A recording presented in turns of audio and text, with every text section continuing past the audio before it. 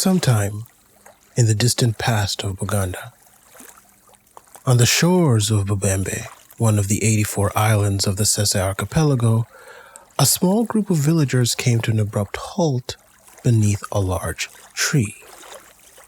Under its shade sat a little boy, alone. That alone was strange, for no child wandered Bubembe without family. Stranger still, no one recognized him. He belonged to no household, no clan, and no lineage on the island. Yet there he was, seated quietly by the lake as if he had always been there. The villagers sent for the elders. They gathered, examined the child, and asked the obvious question. How had he arrived? No canoe had landed? No traveler had come ashore? One of them was a man called Semagumba, and he stepped forward. Concerned that the child had been left exposed by the water, he lifted him from the shore and carried him inland, setting him on a large rock near a garden. But the boy didn't speak. He didn't cry. When food was brought to him, he refused it. Grain, meat, cooked meals, all of it was left untouched. The villagers were beginning to feel uneasy. Some suggested taking the child into their homes, but each household declined. The boy's arrival was simply too strange and too unexplained. In the end, a small house was built for him near the rock where he had been placed. Time passed. Then at some point, as an ox was slaughtered nearby, the boy suddenly stood up. For the first time, he spoke, and what he asked for was... The people froze, shocked. Surely he meant something else. Surely what he wanted was the cooked meat. The boy said, "No. I want the blood, the heart, and the liver of the animal." At that moment, they all understood. This was not a child. In fact, this was not a human at all. Before them was a god. The lake had chosen its guardian, and his name was Mukasa.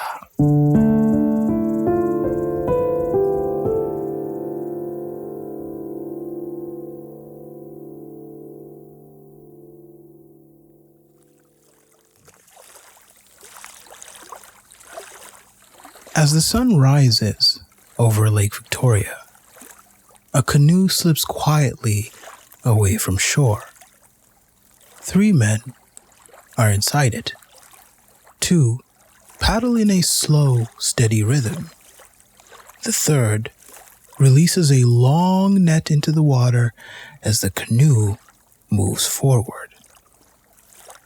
The net stretches nearly 100 feet long, woven from papyrus stems, weighted so it sinks, fitted with small wooden basket floats so it holds its shape beneath the surface. The far end of the net is tied to a tree or a stake driven into the ground. When enough line has been released, the canoe arcs gently and returns to shore. Then they wait. Hours later, the fishermen return and drag the net back toward land. As it scrapes along the lake bed, fish are caught and gathered, drawn from the depths toward the shore. This was the dragnet fishing style, or as the Baganda called it, chilagara, one of the many ways people fished around the inland sea. Here, fish were boiled roasted, or smoked. They sustained families, fed islands, and supported the kingdom itself. As guardian of the lake, it was Mukasa who multiplied the fish of the Nyanza. No one fished without first seeking his favor. Before setting out, fishermen visited Mukasa's shrine, bringing an offering of beer. In return, the Lord of the Lake provided signs of blessing: herbs to be burned over the net, wood for making baskets, and sometimes a paddle. Here, even the tools you used were given to you by the god himself. That way, you would not only be assured of success, but also reminded that your catch depended on more than your skill and effort. As the fishermen went on to the lake, they kept the herbs in a special pot inside the canoe. Before they began, they were lit and the smoke was blown across the net. This act, it was believed, increased the catch. And when the nets returned heavy with fish, a portion was set aside from Mukasa as a gesture of gratitude. The fish did not belong to the fishermen alone. They were first and foremost Mukasa's property, because they were eating from his domain, and it was his role to redistribute its abundance. If the nets were empty, the fishermen did not blame chance. Instead, the head fisherman gathered up his men and questioned them. Which one of you has broken a taboo? Which one did not follow Mukasa's instructions? And they were expected to answer honestly. If they had disobeyed, they had to pray to Mukasa and ask for forgiveness. Given his status as the guardian of the massive Lake Victoria, Mukasa was connected to the kingship. He was the protector of the king. Once each year, he mobilized the people of the Lake Islands to gather fish of every kind and present them to the king himself. Until late in the 20th century, Lake Victoria actually had a diverse abundance of fish. These were particularly of the small variety and would come in different colors. But by the 1950s, the introduction of the Nile perch, a predatory fish from Lake Albert, along with other pressures, set in motion a collapse that wiped out most of the lake's unique species by the 1980s. In any case, by giving fish to the king, he bound the wealth of the waters to royal authority.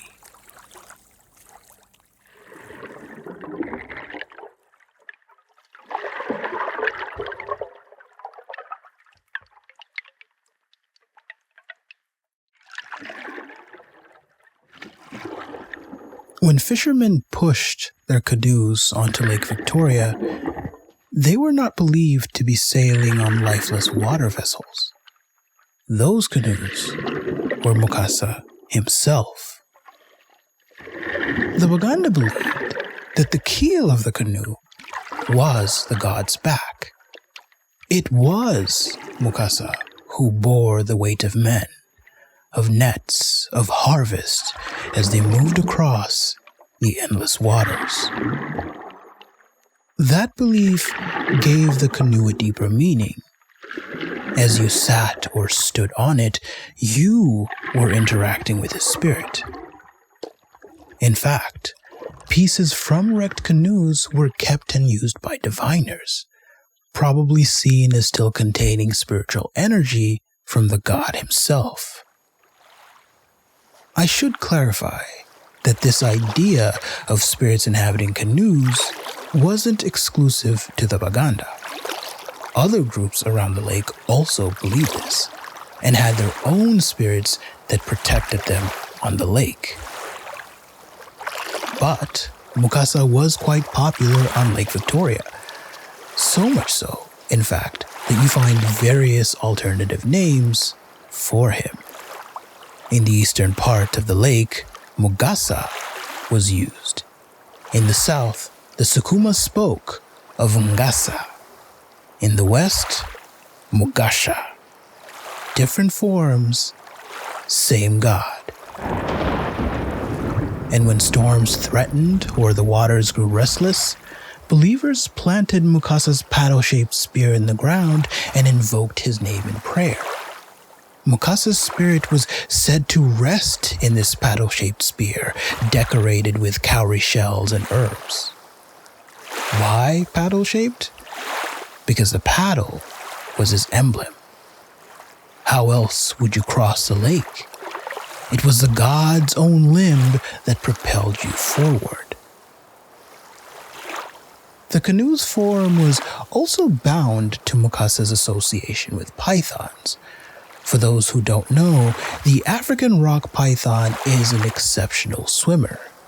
Its long, dense body cuts through water with ease. Its slow, undulating movements, the wavy motions, offer both propulsion and stability, which meant being in Mukasa's canoe allowed you to cross the lake with the force, grace, and fluid motions of the python. This brings us back to the story of Mukasa's arrival on Bubembe. No canoe was seen landing. No traveler announced his coming. If Mukasa was a python spirit, then he didn't need a canoe at all now, did he? What if what arrived on the shore may not have been a child, but a young python? What if that python was possessed by a god? The man in the beginning, Semagumba, who alone carried the boy inland, is remembered as being Mukasa's first medium, the only one able to hear and convey his will. This would explain why the boy refused cooked food, why he asked instead for blood, heart, and liver, the nourishment of a python that swallows its prey whole. It would also explain why no one wanted to bring him into their homes. They could see what he was. They sensed what he was. Mukasa's mother was named Namatimba, a name that hints at his python heritage. She also belonged to the lungfish clan, the Mamba, as the Baganda call it, and they were renowned for their canoe building skills. And one more thing. One of Mukasa's wives was named Narwanga, a python goddess linked not only to fish, but also fertility.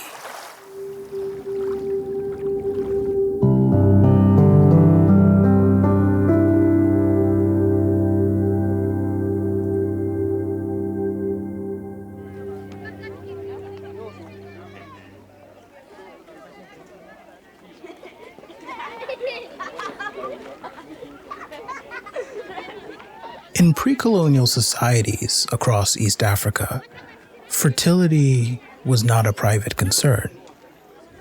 It was tied directly to existence itself.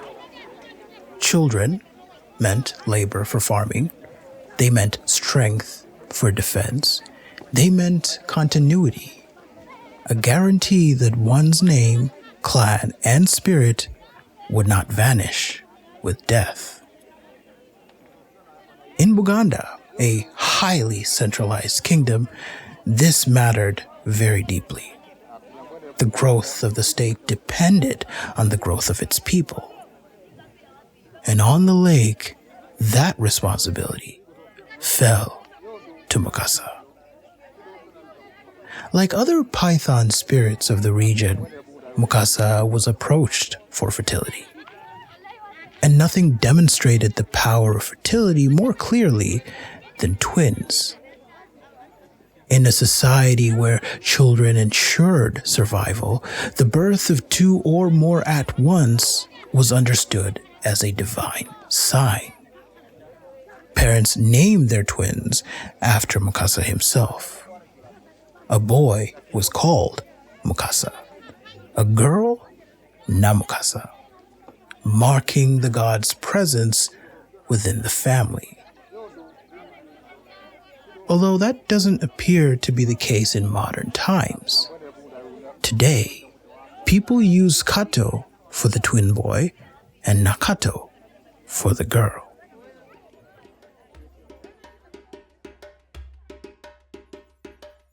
At the annual festival, Mukasa blessed the people. Women seeking children came with hope-filled prayers. Even the king himself sent cattle to Mukasa each year, asking that his wives be made fruitful. For women who struggled to conceive, their desperation forced them to present Mukasa with a bargain. In exchange for a child, that child would belong to the god, and they would then be raised by Mukasa's priests. It was a price many were willing to pay, because at least they got to have a child, even if that life did not remain their own. As mentioned, Mukasa was not alone in this work. Other python spirits were also called upon. Serwanga, whose name Mukasa shared, was approached by childless couples. If Serwanga granted a child, he was repaid with a goat and a pot of beer. Mukasa's wife, the python goddess, called Nalwanga, was prayed to by buried women. She too governed fertility and abundance, reinforcing the lake's role as a source of life. Together, Mukasa and his serpent counterparts offered reassurance in a world where childlessness had no easy explanation. But to achieve fertility, sexual discipline was required. Couples were instructed to abstain for specific periods and engage in others, aligning intimacy with ritual time. It was governed by the cycles of the moon and the demands of communal labor. For instance, those who went to the shrines, for them, sex was permitted only in the week following the appearance of the new moon, after a 20-day period of shared work and ritual obligation. During those 20 days, attention was focused on collective effort, and sexual relations were strictly forbidden. In this way, fertility was not merely prayed and hoped for, it was managed. You had to help it along. And part of that help required providing service to the god himself through community work. This way, Mukasa's power was demonstrated in the sense that the entire process was under his control. If it worked, then praise be to him. If it didn't, then it must be you. You must not have followed his instructions somewhere. Through timing, discipline, and communal order, the uncertainty of fertility was made bearable. And life, like the lake itself, followed a sacred rhythm.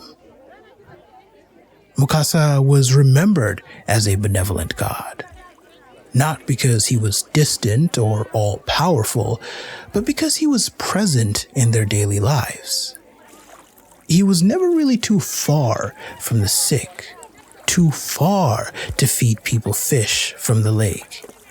He governed fertility and the growth of families, and he carried fishermen across waters that were otherwise unpredictable. To live by Lake Victoria was to live within Mukasa's care. So powerful was this god that he was tied to authority. Mukasa protected the Buganda crown. Where he set foot, prisoners were released. His presence marked restraint, a pause in punishment, and a hand extended in mercy. If Lukwata, the great serpent, represented what the lake could take, Mukasa represented what it could give. And for the people who lived along its shores, that made all the difference.